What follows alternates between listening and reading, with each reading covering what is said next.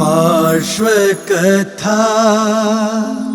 पार्श्व कथा के पुण्यार्चक हैं सोगानी परिवार जयपुर, गुरु भक्त परिवार, श्री प्रताप माल जी नंद किशोर जी, पत्नी श्रीमती लता देवी, पुत्र श्री अनुज कुमार, पत्नी श्रीमती श्रुति देवी, पौत्र आकाश, अंश, विनायका, सूरत, सीकर, राजस्थान।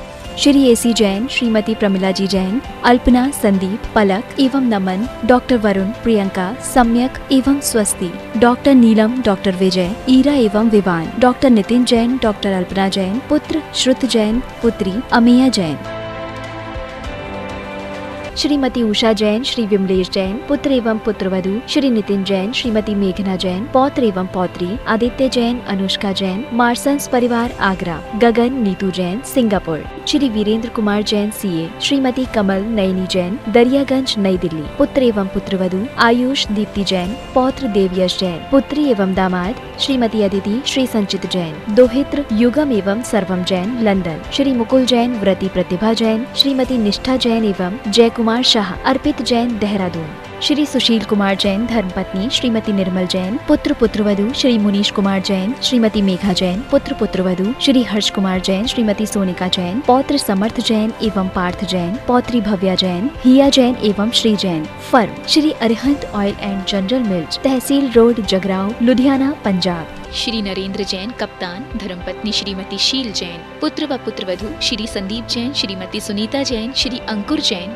श्रीमती शिवानी जैन, पौत्र व पौत्री श्रेयांश जैन, समृद्धि जैन, संभव जैन, पुत्री एवं दामाद श्रीमती रचना जैन, श्री संजय जैन, दोहित्र श्री सक्षम जैन, पत्नी श्रीमती शिल्पी जैन, दोहित्र उत्कृष्ट जैन, Shalimar Bagh, Delhi 88, firm Messrs high tone trading and manufacturing company, manufacturers and exporters of public address, amplifiers, speakers, microphone आदि, B3, B7, Mangolpuri industrial area, Delhi 83।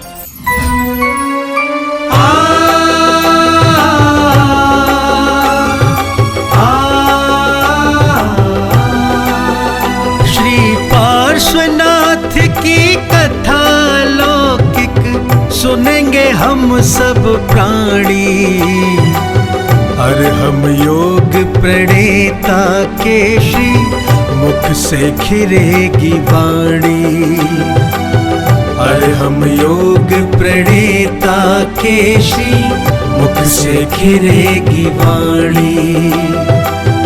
बाल ब्रह्मचारी बन जिसने वेश दिगंबर धारा, बाल ब्रह्मचारी बन जिसने वेश दिगंबर धारा, जिनके तप संयम के आगे दुष्ट कमठ भी हारा, ऐसी अद्भुत दिव्य कथा सुन अचरज में सब ज्ञानी, जिन वाणी चैनल पर फिर से सुनेंगे पार्श्व कहानी, और हम योग प्रणेता के श्री मुख से खिरेगी वाणी। श्री पार्श्वनाथ की कथा लौकिक सुनेंगे हम सब प्राणी, और हम योग प्रणेता के श्री मुख से खिरेगी वाणी, श्री मुख से खिरेगी वाणी। आओ श्रवण करें पार्श्व कथा। आपके मन का भाव बढ़ता रहना चाहिए, उठता रहना चाहिए, तो आप समझना कि आप भीतर से जैन होते चले जा रहे हैं। जैन होने का मतलब जो जीतता चला जाए, विजेता बने। हम हमेशा बच्चों से कहता हूं, जैनों की परिभाषा क्या है? जीतने वाले बनो, जीतो, कष्टों को जीतो, दुखों को जीतो, उनसे हारो नहीं। जो जीतेगा वो जैन होगा। ये परिभाषा आपको कोई नहीं सिखाता। जो जितना जीतेगा वो भीतर से उतना ही बड़ा विजेता कहलाएगा, और भीतर से अपने आप को जीतने वाला ही जीत का जश्न अपने अंदर खुद मनाता है। उसे किसी दूसरों की तालियों की आवश्यकता नहीं होती है, वह अपने आप में खुद ब खुद आनंदित होता है। ये उसकी जीत का जश्न हमेशा मनता रहता है। कब तक मनाओगे आप? आपकी जय जयकारों से जी रहा हूं क्या मैं, या कोई भी साधु? नहीं। क्या आपकी जयकारें सुनने को नहीं मिलेंगी तो क्या मेरा डिप्रेशन हो जाएगा? क्या होगा? साधु का वैराग्य अगर हमेशा बना रहता है तो इसी भाव से बना रहता है कि उसे हर चीज को जीतना है। जो चीज उसे दुख देने वाली समझ में आए वह उसी को ओवरकम करता है, उसी के ऊपर चढ़ता है। और इस तरह की जीत जिसके अंदर आने लग जाती है दुनिया में, फिर वह कभी हारता नहीं है, फिर वो ऊपर ही ऊपर उठता जाता है। और ऊपर ऊपर उठते उठते इतनी ताकत वो जन्म जन्मांतरों में लगा लेता है कि फिर एक जन्म उसे ऐसा मिलता है जो सीधा उसकी आत्मा उस शरीर को छोड़ करके सिद्धालय को प्राप्त हो जाती है। ये प्रेशर भीतर से, ये कंप्रेशन भीतर से पैदा करना एक दिन का काम नहीं होता है, एक जन्म का काम नहीं होता है, ये कई जन्मों का काम होता है। ये भीतर से जो हम प्रेशर अपने अंदर बना रहे हैं, भीतर जो हम अपने अंदर वैराग्य की एयर भर रहे हैं, यही इस बैलून को एक दिन ऐसा ऊपर उठाएगी कि आप देखोगे कि 5000 धनुष ये काया ऊपर उठ जाती है जब केवल ज्ञान की प्राप्ति हो जाती है। आने वाला है वो टाइम, चूक मत जाना, भूल मत जाना। आपके सामने वह हर एक दृश्य आने वाला है कि वह पारसनाथ अभी तो बने ही नहीं है, अभी बनने की तैयारियां चल रही हैं, जन्म जन्मांतरों की ये तैयारियां हैं।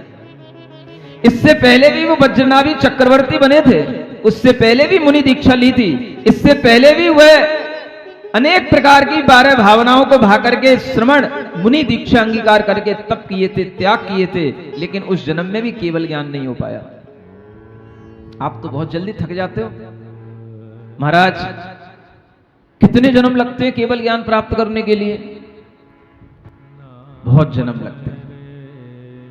एक बार में कभी किसी को कुछ हासिल नहीं होता, लेकिन यह कितना बड़ा धैर्य है, कितनी बड़ी साधना है कि हमें जन्म जन्मांतर तक भी इस तरह की साधना करने के बाद में अपने लक्ष्य को बनाए रखना होता है कि हमें जब तक केवल ज्ञान की प्राप्ति ना हो तब तक हे भगवान मुझे इसी तरह का मुनि जीवन, मुनि धर्म अंगीकार करने के लिए मिलता रहे। ये भावना की जाती है और इसी तरह की भावना के माध्यम से ये परमानेंट वैराग्य उत्पन्न होते हैं, टेम्परेरी वैराग्य नहीं। सुन रहे हो? किसी भी चीज से भाग करके आओगे तो यहां पर वो चीज तुम्हें और ज्यादा परेशान करेगी। राग से भी भागा नहीं जाता है। हमें राग रंग अच्छा नहीं लगता तो क्या करोगे? कहां जाओगे? जहां बैठोगे वहीं राग रंग होगा। हर जगह पर तुम्हें राग रंग दिखाई देगा। पहले के लोग तो जंगल में चले जाते थे, वनों में चले जाते थे, उन्हें कुछ नहीं दिखाई देता था। आज का वैराग्य तो और ज्यादा तपस्या वाला है, आज का वैराग्य तो और ज्यादा कष्टप्रद है, आज का वैराग्य तो और ज्यादा साधना मांगता है उस चतुर्थ काल के वैराग्य से। जब वह एक मुनि महाराज बनकर के जंगल में चले जाते थे, आज आपको जंगलों में नहीं रहना है, महलों में रहना है, महल में रहने वाले लोगों के बीच में रहना है और उनके बीच में रह करके भी निर्ग्रंथ बने रहना है, विकार रहित बने रहना है, वैरागी बने रहना है। वैराग्य इसका नाम है। कई लोग देखते हैं कि दुनिया में बहुत सारे नग्न साधु होते हैं। कई लोग पूछते हैं कि नग्न में और दिगंबर में क्या अंतर होता है? जो केवल नग्न होंगे बाहर से, वो अपनी इंद्रियों को बाहर से कसते हैं, अपनी इंद्रियों को कसने के लिए तरह तरह के प्रयोग करते हैं। आपने देखा होगा कई सारे ऐसे नागा साधु होते हैं जो तरह तरह के कुंभ के मेलों में आया करते हैं, वो अपनी इंद्रियों को कसते हैं। ऐसे ऐसे भी साधु होते हैं जो अपनी इंद्रियों पर ताला तक लगाते हैं। लेकिन ये दिगंबर साधु इंद्रियों को कसने से पहले मन को कसते हैं, और जिसका मन कस जाता है उसकी इंद्रियां हमेशा अपने कंट्रोल में रहती हैं। इसलिए दिगंबर साधु को कभी अपनी इंद्रियों को कसने के लिए कोई बाहर न ताले की आवश्यकता होती है, न रस्सी की आवश्यकता होती है। दिगंबर साधु सबके बीच में भी निर्विकार रहता है, नग्न किसी ना किसी आडंबर के साथ होगा, किसी ना किसी परिग्रह के साथ होगा। ये नग्न में और दिगंबर में अंतर है, लेकिन आपको ये अंतर पता होना चाहिए। नागा साधु, नागा पंथ ये बहुत बड़े एक साधुओं के पंथ होते हैं, लेकिन दिगंबर साधु अपने आप में एक अलग चीज होती है। उनकी साधना, उनकी चर्या सबकी एक जैसी होती है। नागा साधुओं की चर्या एक जैसी नहीं मिलेगी, सब अपनी मनमानी करते हैं। कोई भस्म लपेट रहा है, कोई बड़ी बड़ी जटाएं धारण कर रहा है, कोई हुक्का पी रहा है, कोई कुछ कर रहा है, कोई कुछ कर रहा है, सबकी अपनी मनमानी चलती है। यहां ऐसा नहीं होता है। यहां मनमानी करोगे तो वापस घर पहुंचा दिए जाओगे। यहां मनमानी नहीं होती। ये एक इतना अच्छा ट्रेंड बना हुआ है जो भगवान ऋषभ देव के समय से चला आ रहा है, वही भगवान महावीर स्वामी के समय पर है, वही भगवान पारसनाथ के समय पर है, वही भरत क्षेत्र में है और वही विदेश क्षेत्रों में है। ये एक जैसा ट्रेंड है जो पूरे विश्व के अंदर दिगंबर साधु की एक ही पहचान होती है जो आपको दिखाई देती है। चाहे ये काल हो, चाहे पूर्व का असंख्यात वर्षों पहले का काल हो। जब ये आनंद राजा बन रहे हैं, असंख्यात वर्षों पहले की बात है। आज से पारसनाथ तो आज से 2500-3000 वर्ष पहले हो गए, लेकिन उससे पहले भी 20 सागरों की अभी आयु पूरी करके देवलोक से आएंगे, उसके बाद पारसनाथ बनेंगे। उससे पहले के आनंद राजा हैं, उससे पहले के वज्रनाभी चक्रवर्ती हैं। आपका दिमाग जितना पास्ट में जा सके उसको आप लेते जाओ। सृष्टि का कभी अंत नहीं है, कोई शुरुआत नहीं है। हमेशा से लोगों ने जीवन जिया है और इस तरह की जीवन शैली जो जीना जानते हैं, उनके अंदर ये संस्कार बने रहते हैं। सुन रहे हो? थोड़ा सा पहले पढ़ने की कोशिश करते हैं। ये 12 भावनाएं क्या हैं? ये 12 भावनाएं सत्य और असत्य के बीच का एक अंतर आपके अंदर पैदा करने के लिए 12 भावनाएं हैं। एक बहुत बड़ा ज्ञान है और केवल अगर आपको 12 भावनाओं का ही ज्ञान पैदा हो जाए तो समझ लेना कि आपको तत्व ज्ञान हो गया है। क्या बोलते हैं इसको? एक एसेंशियल नॉलेज, रियल नॉलेज, जिसे हम तत्व ज्ञान कहते हैं। वह तत्व ज्ञान इन 12 भावनाओं में समाया हुआ है और ये वही 12 भावना जो हम बचपन से रटते हैं। कई बार आपने मंचों पे प्ले भी किया होगा, कई बार आप अपने मंदिर में बोलते होगे, साधुओं के सामने भी 12 भावनाएं कई बच्चे आकर के सुना देते हैं। लेकिन ऐसे सुनाने से क्या होगा? सिखाया तो इसलिए जाता है कि जीवन के किसी भी क्षण में वो काम आ जाए। किसी के लिए काम आ जाता है और अगर काम आ जाए तो ये ज्ञान काम का कहलाता है, और काम ना आए तो वह ज्ञान ज्यों का त्यों रह गया, कुछ आगे और काम में नहीं आया। वह ज्ञान को भावना के रूप में ढालना, इसी तरह से हमें सीखना होगा जैसे यहां सिखाया जा रहा है। Page number 28। राजा राणा छत्रपति हाथिन के असवार, मरना सबको एक दिन अपनी अपनी बार। बड़े बड़े राजा हैं, हाथियों पर बैठ करके चलते हैं, घोड़ों की सवारियां करते हैं, रथों पर चलते हैं। जब रथों पर चलते हैं तब भी उनके ऊपर छत्र लगे रहते हैं, आजू बाजू में लोग चमर ढुलाते रहते हैं। ऐसे हाथियों पर सवारी करने वाले, सुन रहे हो? वैगनार और बड़ी बड़ी मर्सिडीज में सवारी करने वालों, हाथियों की सवारी इससे बड़ी होती है। हाथियों पर सवारी करने वाले ऐसे भी लोगों को, ऐसे राणाओं को, ऐसे राजाओं को भी मरना पड़ता है। एक दिन जब उनके लिए मृत्यु की बारी आ जाती है तो उन्हें भी सब कुछ छोड़ करके जाना पड़ता है। इसलिए इस संसार में कुछ भी हमेशा रहने वाला, परमानेंट रहने वाला कुछ नहीं है। Nothing is permanent in this world. क्या समझे? हम क्या अपने सामने परमानेंट रख करके लेके चल रहे हैं? क्या रहेगा हमारे साथ? जब पहले के इतने बड़े बड़े धुरंधरों का कुछ साथ नहीं रहा तो अब हमारे साथ क्या रहेगा? हम सोचे। ये अनित्यता की भावना है और ये भावना ज्ञान से ही पैदा होती है। इसलिए शुरुआत से सुनाई जाती है, सिखाई जाती है कि कभी ना कभी आप इसको शांति से बैठ करके भाएं। लेकिन आप भाते कहां हैं? आप तो सुनाते हैं, रटते हैं। रटने वाला ज्ञान कभी ज्ञान नहीं कहलाता, प्रयोग करने वाला ज्ञान ही ज्ञान कहलाता है। ये भावनाएं हमारे जीवन की प्रयोगशालाएं हैं और इस तरीके की प्रैक्टिकल लैब में जो व्यक्ति बैठते हैं उन्हीं के लिए वह थ्योरेटिकल नॉलेज कुछ काम की होती है। इसलिए ये भावनाएं केवल सुनाने के लिए नहीं है, ये अपनी अंतरात्मा को सुनाने के लिए होती है। कभी बैठ जाओ एकांत में और बैठ करके शांति से अपनी आत्मा को खुद सुनाओ, दूसरे को मत सुनाओ। शायद तुम्हारा ज्ञान कुछ प्रयोगात्मक रूप से, कुछ भावनात्मक रूप से कुछ अपने अंदर ढल जाए और उस ज्ञान के अंदर भी कहीं कुछ प्रतिभासित होने लग जाए कि वास्तव में इस दुनिया में इतनी भाग दौड़ करना, इतना हाय तौबा मचाने का कोई मतलब नहीं है। संसार की हर चीजें कुछ समय के लिए हैं, अनित्य हैं। जब हम ही ना होंगे तो चीजें बनी भी रहें तो उससे होना जाना भी क्या। 12 भावनाओं के नाम ही याद कर लेना कि पहली भावना का नाम अनित्य भावना है। दूसरी भावना, आदमी किसी ना किसी की शरण में भागता है, किसी ना किसी को अपना रक्षक बनाता है, किसी ना किसी की गोद में रहना चाहता है, किसी ना किसी की छांव में रहना चाहता है ताकि मेरा जीवन सुख से कट जाए। अकेला रहना उसे बहुत भारी पड़ता है, तरह तरह की शरण ढूंढता है। सुनिए क्या शरण है इस दुनिया में। दल बल देवी देवता मात पिता परिवार, मरती बिरिया जीव को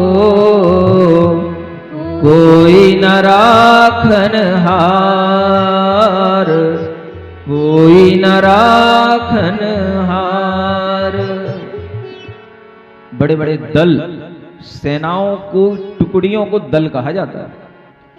बड़े बड़े दलों का बल और ऐसे अनेक देवी देवता जो कई बार मंत्रों से भी सिद्ध कर लिए जाते हैं, और ऐसे माता पिता जो भी बहुत समर्थ होते हैं, बड़े बड़े राजा होते हैं, राणा होते हैं। परिवार के लोग भी कई बार बहुत समर्थ होते हैं, बड़े बड़े अरबपति, करोड़पति सब होते हैं, लेकिन मरती बिरिया जीव को कोई न राखन हार।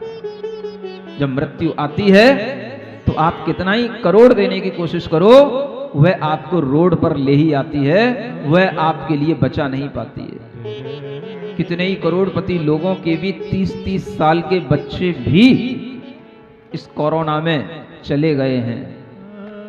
सुन रहे हो? नाम बताने की जरूरत नहीं है।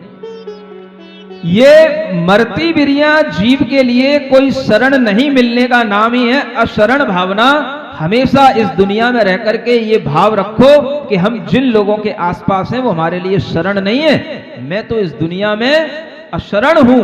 अगर मुझे कोई शरण है तो देव, शास्त्र और गुरु ही हमारे लिए सच्ची शरण है, और कोई शरण नहीं। यही तुम्हें मृत्यु से बचाने का मार्ग बताएंगे, यही तुम्हें मृत्यु को जीतने की तरकीबें बताएंगे, और यही तुम्हें वास्तव में जीना सिखाएंगे। इसलिए देव, शास्त्र और गुरु ही सच्ची शरण कहलाते हैं। बाकी के दलबल, देवी देवता, माता पिता, परिवार, ये सब हमें मरने से कोई बचाने वाला नहीं। इस संसार में कहीं सुख है, कहीं दुख है। अगर आप इसको छानते रहोगे तो अपने आप आपको समझ में आने लगेगा कि वास्तव में संसार में हमें सुख कहां मिल सकता है, और हमें दुख अगर सुख के रूप में समझ में आ रहा है तो हम कभी भी सुख की खोज में निकल नहीं सकते। ये संसार को देखो बस, और कुछ मत देखो। एक प्रश्न बचपन से ही जीवन में चलता रहता था। ये जितने भी जीवन में लोग हमें मिलते हैं, देखने वाले, जानने वाले, ये सब लोग क्या कर रहे हैं? इनको भीतर से देखो, थोड़ा सा भीतर से सबको समझने की कोशिश करो। और जब हम किसी को भीतर से देखने समझने की कोशिश करते हैं तो हमें उसकी असलियत पता पड़ती है। ऊपर ऊपर से तो सब लोग, कोई इंजीनियर बन रहा है, कोई डॉक्टर बन रहा है, कोई कलेक्टर बन रहा है, लेकिन उसकी वास्तविक जीवन में जाकर के घुसो तो पता पड़ता है कि किसी कलेक्टर को, किसी भी इंजीनियर को कोई भी संतुष्टि नहीं है। सब कुछ अचीव करने के बावजूद भी उसके चेहरे पर मिलानता है, झुर्रियां हैं, संतुष्टि नहीं है। और यह भाव आपको देखने को मिलेगा। और यही देखते देखते अगर आपके अंदर कभी यह भाव आ जाए कि हम वास्तव में देखें, अगर किसी की मृत्यु होती है तो मृत्यु के उपरांत उसका क्या हाल होता है, और उससे जो संबंधी लोग होते हैं उनका क्या हाल होता है। कोई और कारण नहीं था जीवन में। कारण तो बहुत सारे हो सकते हैं, छोटे मोटे कारण अनेक चला करते हैं, अनेक तरह के भीतर से प्रश्न उत्पन्न होते हैं, अनेक तरह की भीतर से कोई भी तरीके की जिज्ञासाएं भी उत्पन्न होती रहती हैं। लेकिन कोई कारण जब आदमी को ज्यादा उसके ऊपर इंपैक्ट डाल दे तो समझना कि वही उसके लिए मुख्य कारण बन गया।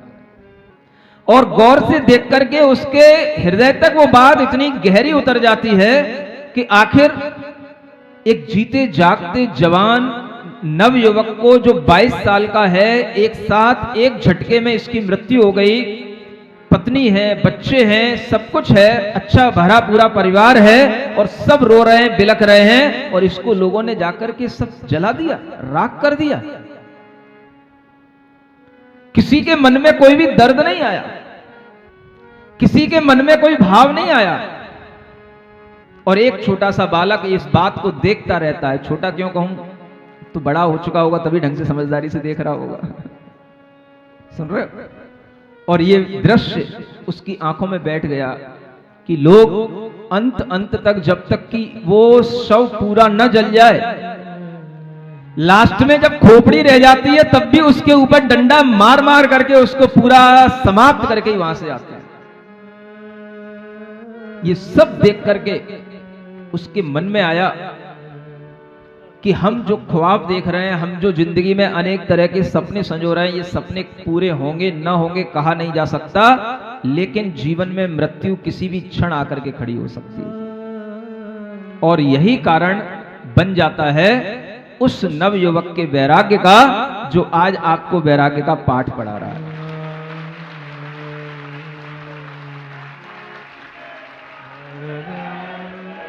क्या करोगे आप मेरे वैराग्य को सुनकर के? आपने तो कई बार ऐसी मृत्युएं देखी हैं, 10-10, 20-20 अर्थियां भी एक साथ उठी हैं कई शहरों में, लेकिन कभी किसी को कुछ हुआ नहीं। इसलिए कह रहा हूं, वैराग्य के कारण कोई विशेष नहीं होते हैं, सामान्य होते हैं। लेकिन उस सामान्य कारण कोई जो विशेष रूप से अपने हृदय में धारण कर ले, बस उसी के लिए वह राग की लाइन हट जाती है और वैराग्य का भाव उसके अंदर उपज आता है। और वही वैराग्य उसको एक सत पथ पर चला देता है, एक आत्म पथ पर चला देता है और उसे एक सही रास्ता दिखा देता है। जब ऐसा वैराग्य उत्पन्न होता है तभी ये भाव उत्पन्न होता है, जिंदगी जिंदा कहां है। क्या पूछना पड़ता है? जिंदगी जिंदा कहां है। ये पता नहीं कि यही शब्द पहले चल रहे थे। ये तो वैराग्य होने के बाद, मुनि दीक्षा होने के बाद, कभी फुर्सत में बैठ करके सोचा कि ये मैंने कहां से कहां आ गया, ये मैंने कौन से विचारों से क्या कर लिया, तब एक भीतर से गूंज पैदा हुई। मैं इसी खोज में था, जिंदगी जिंदा कहां है, ये खोजता रहा। और उसी खोज में सब कुछ जो आसपास घटित हो रहा था वो सब देखता रहा, जिंदगी जिंदा कहां है। सोचकर मुझको लगा कि जिंदगी जिंदा कहां है। दुखी कोई प्रीति करके, दुखी कोई प्रीति बिन, दुखी कोई पुत्र से तो, दुखी कोई पुत्र बिन। पुत्र चाहत में बढ़ी पुत्री की संतति से दुखी, देख कर मुझको लगा कि जिंदगी जिंदा कहां है। देख कर मुझको लगा कि जिंदगी जिंदा कहां है। हर दिशा आशा बनी फैली हुई आकाश तक, तोड़ लाऊंगा सितारे यह यकीन था आज तक, पर वहीं से लौटते राही के चेहरे पे शिकन देख कर मुझको लगा कि जिंदगी जिंदा कहाँ है।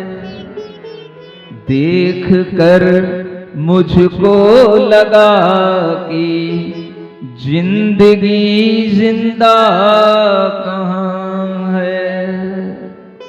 हर दिशा आशा बनी। हर किसी के अंदर आशाएं होती हैं, इच्छाएं होती हैं, तमन्नाएं होती हैं, सब कुछ होता है। और हर दिशा इस तरह की आशा बनी, सब आसमान छू रही हैं, हर तमन्नाएं आसमान छू रही हैं। जहां पहुंचना है, जो प्राप्त करना है, वो सब कुछ प्राप्त करने की इच्छाएं हैं। लेकिन पर वहीं से लौटते राही के चेहरे पर शिकन। जिन्होंने वो तमन्नाएं प्राप्त कर ली हैं, उनके भी चेहरे पर शिकन देख करके सोचकर मुझको लगा कि जिंदगी जिंदा कहाँ है। अब कौन कौन सी तमन्नाएं आपको बताऊं, दुनिया सुन रही है। सब तरीके की तमन्नाएं होती हैं एक आदमी के जीवन में, और वो तमन्नाएं उसको आगे बढ़ा रही थी। लेकिन कहीं ना कहीं कोई प्रसंग ऐसा बनता है जो सारी आग को शांत कर देता है, और उन तमन्नाओं को भी, सबको जितना फोर्स बाहर की ओर जाता है, उतना ही फोर्स से वह तमन्ना भीतर की ओर कन्वर्ट हो जाती है, डाइवर्ट हो जाती है। सोचकर मुझको लगा कि जिंदगी जिंदा कहाँ है। वो घटना जो अभी आपको मैं सुना रहा था, इन लाइनों में वो घटना भी लिखी हुई है, समझ पाओ तो समझ लेना।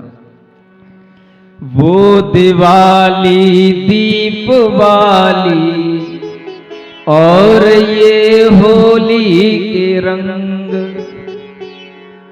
उत्सवों से सजी सुबह मृत्यु के साए में भंग, मरघटा पर प्राण घट दो फूंक करके लौटते,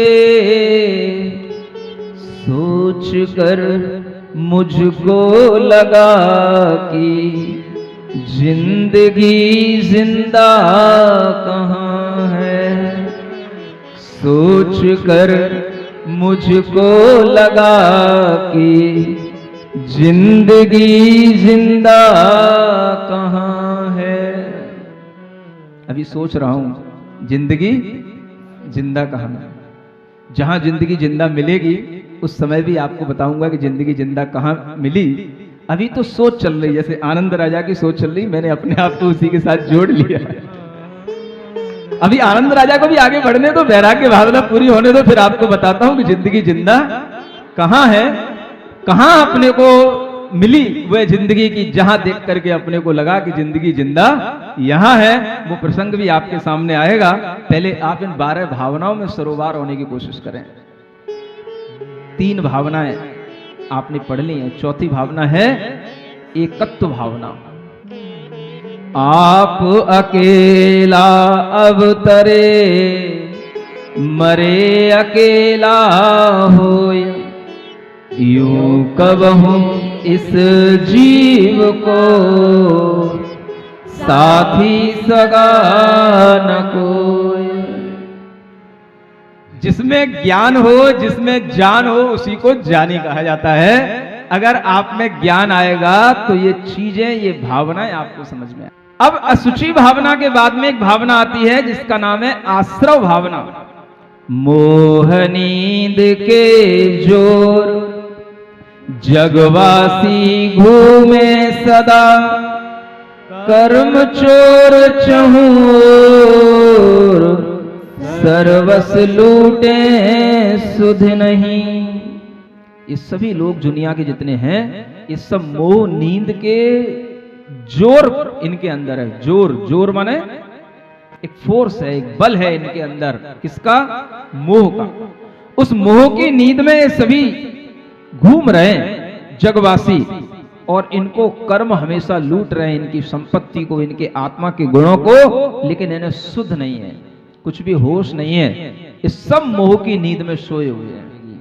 सतगुरु देहि जगाय मोह नींद जब कुसमय, तब कछु बने उपाय, कर्म चोर आवत रुके। ये कर्म रूपी चोर आना रुक जाए, इसी का नाम है संवर भावना। और संवर माने होता है कर्मों का आना रुक जाना। वह हमारी जिन भावनाओं से रुकता है वो भावना संवर भावना कहलाती है। लेकिन वो संवर भी आने के लिए दोनों कार्य चाहिए। कल आपको बताया था ना, एक अंतरंग कारण और एक बहिरंग कारण। अंतरंग कारण तो आपकी मोह की नींद का थोड़ा सा उपशमन माने थोड़ी सी कमी आना है। क्या सुन रहे हो?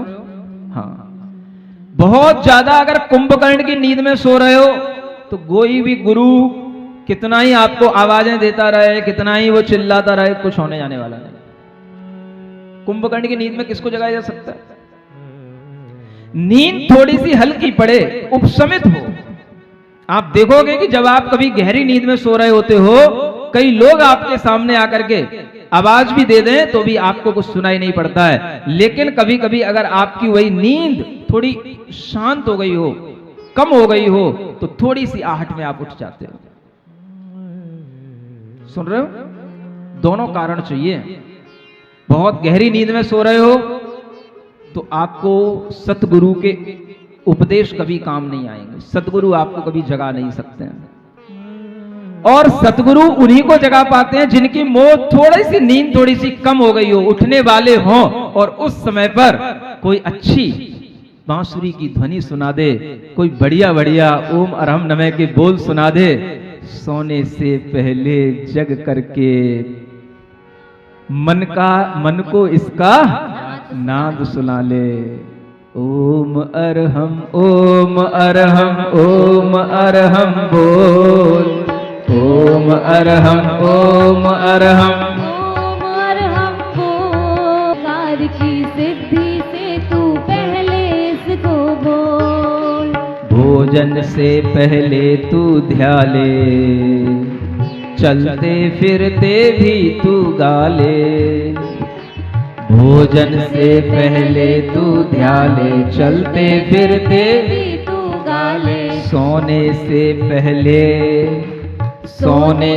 पहले जग करके मन को इसका नाद सुना ले, मन को इसका नाद सुना ले। शुद्ध बुद्ध अविरुद्ध मंत्र से तू अपना मुख खोल। ओम अरहम ओम अरहम ओम अरहम बोल। ओम अरहम ओम अरहम ओम अरहम बोल। ओम अरहम बोल। ओम अरहम बोल। क्या ऐसा हो सकता है? ऐसा हो सकता है कि रोजाना जब आपको उठाया जाए, जब आपकी नींद खुले, या तो कोई उठाने वाला जो आपके घर में हो, बच्चों के लिए कभी उनके माता पिता उठाते हो तो बच्चे अपने माता पिता से कह दें मुझे चिल्ला करके मत उठाना। समझ आ रहा है? क्योंकि उठते ही समय पहले से ही चिल्लाहट की आवाज सुनाई पड़ गई तो फिर पूरा दिन खराब होता है। सबको समझाना, माता पिता से कहना है कि मुझे कभी भी चिल्ला करके नहीं उठाना, मुझे मेरा नाम लेकर के भी नहीं उठाना, मुझे तो ओम अरहम का नाम लेकर के उठाना, मुझे ओम अरहम नमः का मंत्र सुना करके उठाना। सिद्ध भगवान का नाम, पंच परमेष्ठी का नाम लेकर के मुझे उठाना, क्योंकि ओम माने पंच परमेष्ठी और अरहम माने अनंत अनंत सिद्ध भगवान। उनका नाम लेकर के उठो तो वह दिन तुम्हारे लिए कुछ लाभप्रद होगा। और इस तरह से जब जागृति बनती है तो वह मोह नींद जब कम होती है तभी सतगुरु आपको कोई उपदेश देते हैं तो आप जाग पाते हैं। ये बहुत अच्छी बात है, ये बहुत अच्छी बात है। एक बहुत अच्छा, यह अभी अच्छा टाइम चल रहा है आगरा के लोगों के लिए कि ये सब सुबह सुबह जल्दी उठ करके, अब तो बेटे ही आते थे, युवा ही आते थे, अब तो युवतियां भी आने लगी हैं। और ये सब सुबह सुबह उठ करके अब तो 200 की संख्या में कॉस्मस मॉल में जाकर के बैठ जाते हैं। समझ आ रहा है? और आनंद लेते 1 घंटा बढ़िया, ये समझें, ये जागृति जागृति है। ये जागृति हमें आगे भीतर से और जागृति बढ़ाएगी, बनाएगी। क्योंकि अगर एक बार हमारे ऊपर इस वाणी का असर होने लगे, एक बार अगर हमारे लिए ये अच्छा लगने लग जाए, तो फिर आपके लिए हमेशा के लिए ऐसा हो सकता है कि आप रोजाना जल्दी उठें, उठ करके रोजाना और हम ध्यान करें, योग करें और फिर बाद में अपना काम करें। आज की पीढ़ी को जल्दी सुबह उठाना बहुत बड़ा कठिन काम है, और ये पीढ़ी अगर सुधरेगी तो यहीं से सुधरेगी। बस ये जल्दी सुबह उठना सीख जाए तो सुधर जाएगी पीढ़ी। और समझ लेना, जिसके घर के बच्चे सुबह जल्दी उठने लगे, वो बच्चे समझ लेना वो सुधर गए और वो बच्चे अच्छा इंसान बन गए। क्योंकि सुबह वही जल्दी उठ सकता है जो रात में जल्दी सोया हो, और रात में वही जल्दी सो सकता है जो रात में 9 बजे के बाद 10 बजे के बाद मोबाइल नहीं चलाता हो। ये नियम आगे बनाए रखना है। आज बच्चों को मैंने एक नियम दिया कि आज रात के 9 बजे के बाद में कोई भी मोबाइल नहीं चलाएगा। तो बड़े खुश हैं बच्चे, लेकिन ये खुशी बनी रहनी चाहिए। आपके लिए यह जागृति अगर बनेगी तो ऐसे ही ये धीरे धीरे हमारी लाइफ स्टाइल को चेंज कर पाती है। और इस तरह का उपशमन अगर भीतर से मोह का होगा तो सतगुरु के उपदेश काम करते हैं। इसलिए मैं कह रहा था कि आपके लिए अच्छा समय है, यहां पर ये उपदेश काम कर रहे हैं, अच्छी संभावनाएं दिख रही हैं। ये संबर की भावना कहलाती है। कौन सी भावना? संबर, अपने आप को रोक पाना। सुबह नींद आ रही है फिर भी अपने आप को रोक पाना, नहीं, जल्दी उठना है, समय से पहुंचना है। रात में मोबाइल देखने का मन हो रहा है, नहीं, लेकिन अपने आप को रोक पाना, ये क्या है? इसी को बोलते हैं संबर। जब जब आप अपने आप को रोकें तो क्या समझना, मैं कौन सी भावना कर रहा हूं?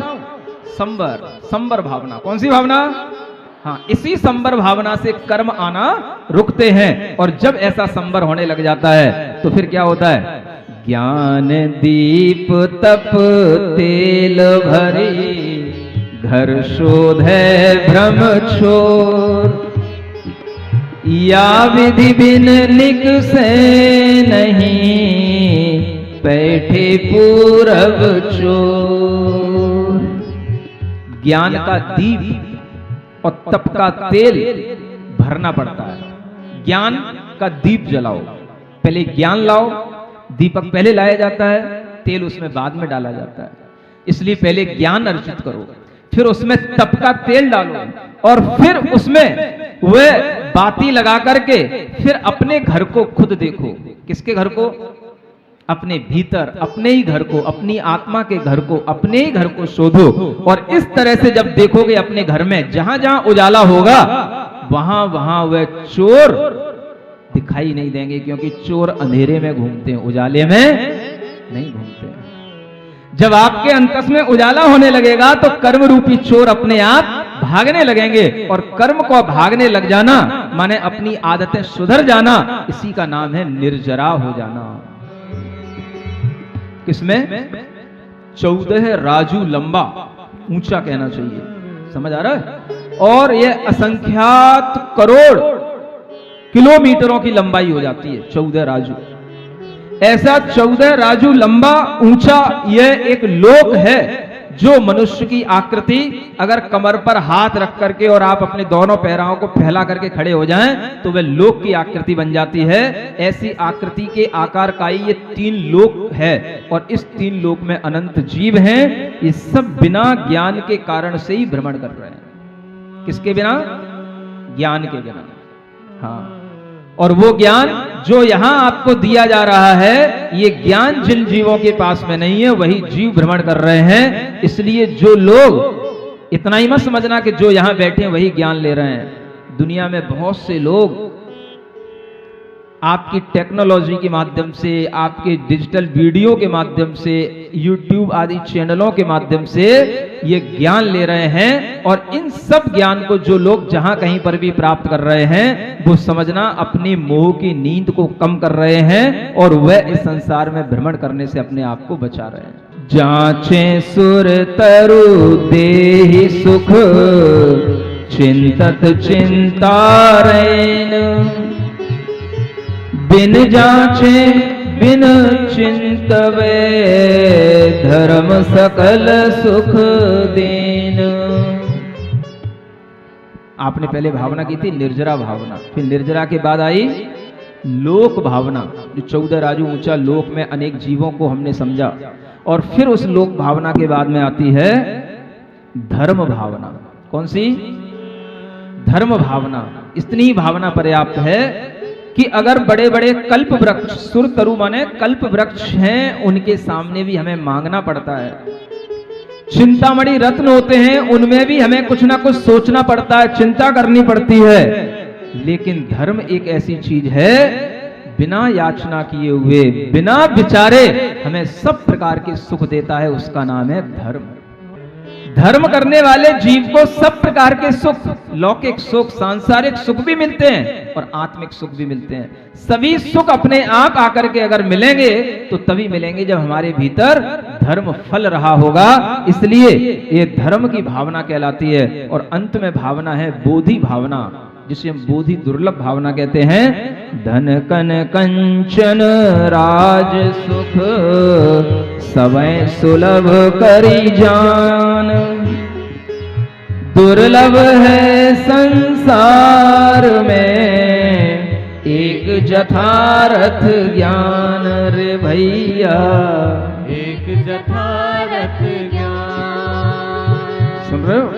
ये धन कन, कन माने अनेक प्रकार की धान्य संपदाएं, और कंचन माने सोने चांदी डायमंड, ये सब चीजें, और राजाओं जैसे बड़े बड़े सुख, ये सब सुलभ हैं, ये सब मिल जाएंगे, मिलते रहते हैं। लेकिन दुर्लभ अगर संसार में कुछ है, एक यथार्थ ज्ञान, एक रियल नॉलेज, राइट नॉलेज, ये सबसे बड़ी चीज है। बोलो महावीर भगवान।